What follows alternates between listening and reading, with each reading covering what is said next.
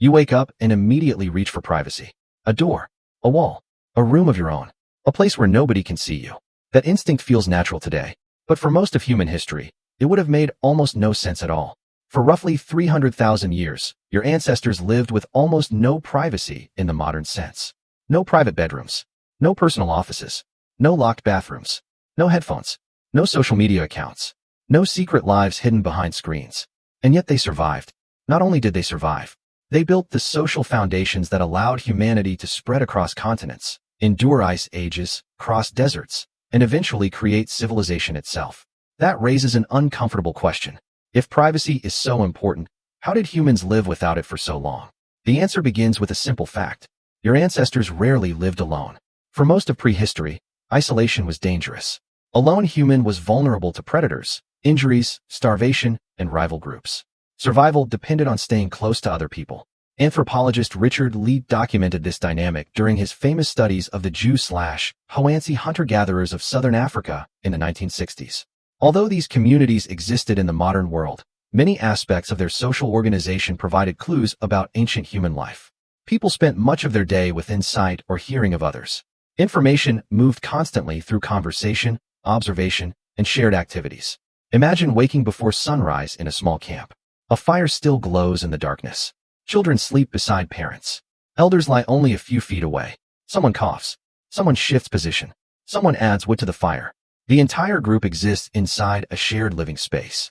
There is no bedroom door to close. There is nowhere to disappear. Even your thoughts are harder to keep private because daily life unfolds in public view. You gather food together. You prepare meals together. You care for children together. You sleep near one another. Most actions happen in full view of the group. To a modern person, that might sound exhausting. But your ancestors did not necessarily experience it that way. Why? Because the human brain evolved inside these conditions. Many modern assumptions about privacy developed surprisingly recently. Personal rooms, individual property, and highly individualized lifestyles are largely products of agriculture, urbanization, and technological development. For hundreds of thousands of years before that, social transparency was often the norm. Anthropologist James Sussman has written extensively about hunter-gatherer societies and their remarkable emphasis on sharing. In small groups, survival depended on cooperation. When everyone knew what everyone else was doing, trust could be maintained more easily.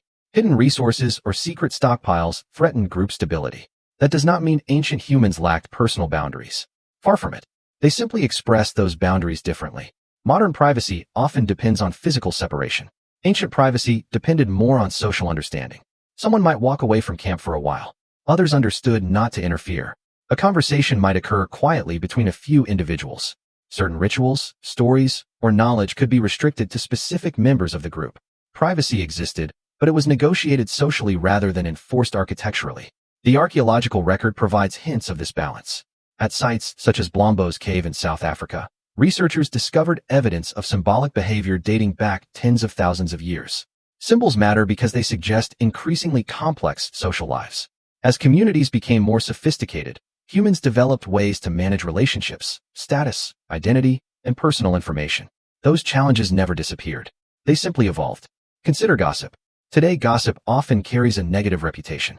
Yet evolutionary researchers have argued that gossip may have served important social functions in early human groups. When communities are small, information about trustworthiness matters. Who shares food? Who breaks agreements? Who helps others? Who causes problems? Knowing those answers can literally affect survival. Robin Dunbar, known for his research on social relationships and group size, proposed that language itself may have partially evolved as a more efficient form of social bonding. Instead of grooming one person at a time like many primates, humans could strengthen multiple social relationships through conversation. In other words, talking about other people may have helped hold communities together. That sounds strange today, but imagine living among 30 or 40 people who depend on one another every day. Information becomes a survival tool. The result was a world where behavior remained highly visible. Reputation mattered. Actions mattered. Trust mattered.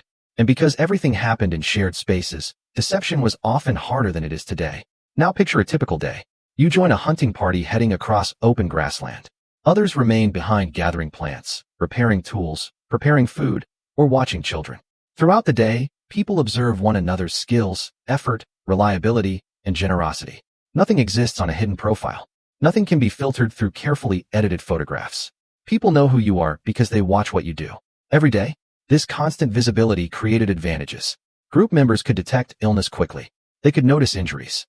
They could identify emotional distress. They could respond when someone struggled. Modern loneliness often hides behind closed doors. Ancient loneliness had fewer places to hide. That does not mean prehistoric life was emotionally perfect. Human conflict is ancient. Jealousy is ancient. Arguments are ancient. But social isolation was generally harder to maintain. Research by Polly Wiesner among hunter-gatherer communities revealed extensive social networks that stretched far beyond immediate camps. Stories, visits, and exchanges connected groups across large regions. These relationships functioned like survival insurance. During difficult times, connections could provide resources, support, or refuge. Social visibility extended beyond a single camp. Entire networks mattered. Then agriculture changed everything. Around 12,000 years ago, humans increasingly began settling in permanent communities. Stored food created property. Property created wealth differences. Wealth differences created new incentives to protect resources, control access, and define ownership. Walls became more important. Doors became more important. Private spaces became more important. For the first time in human history, large numbers of people could accumulate possessions worth hiding. The architecture of privacy began to emerge. Centuries later, cities accelerated the process. Dense populations allowed people to become strangers. Individuals no longer knew everyone around them. Social transparency weakened. Formal institutions gradually replaced many functions once handled through direct observation and personal reputation. Then came modern technology. Now you can communicate with thousands of people while sitting alone in a room. You can hide entire aspects of your life from neighbors. You can maintain multiple identities across different social spaces. From an evolutionary perspective, this is astonishingly new. Your brain remains adapted to conditions that existed for hundreds of thousands of years. Yet your daily environment often bears little resemblance to those conditions. That mismatch creates interesting consequences. Why do many people feel unexpectedly comfortable working in coffee shops surrounded by strangers? Why do open public spaces sometimes feel energizing? Why do some people find complete isolation psychologically difficult even when they claim to want it? Part of the answer may lie deep in human evolutionary history. Your ancestors spent countless generations living within sight of other humans. Background conversation, shared activities, visible cooperation, and constant social awareness became normal features of life. The silence of total isolation was relatively rare. Even sleep looked different. Evidence from traditional hunter-gatherer groups suggests that people often slept in shared spaces near family members and community members. Nighttime sounds were expected. Someone might wake briefly to tend a fire. Someone else might return from a task. Complete silence was not necessarily the goal. Security came from togetherness. The camp protected the individual. The individual contributed to the camp. This arrangement appears again and again throughout human history.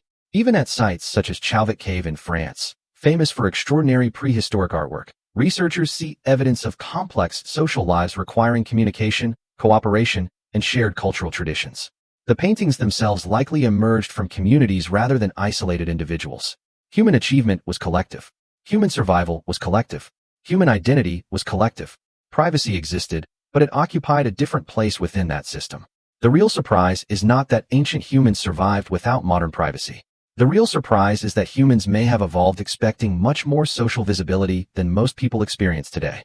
Your ancestors lived in a world where people knew one another deeply. They observed daily behavior directly. They shared resources. They shared risks. They shared stories. They shared responsibilities. Modern life offers incredible freedoms those ancestors never possessed. But it also creates new challenges. You can spend an entire day alone. You can hide struggles from everyone around you. You can disappear socially while remaining physically safe. That would have been extraordinarily difficult for most of human history.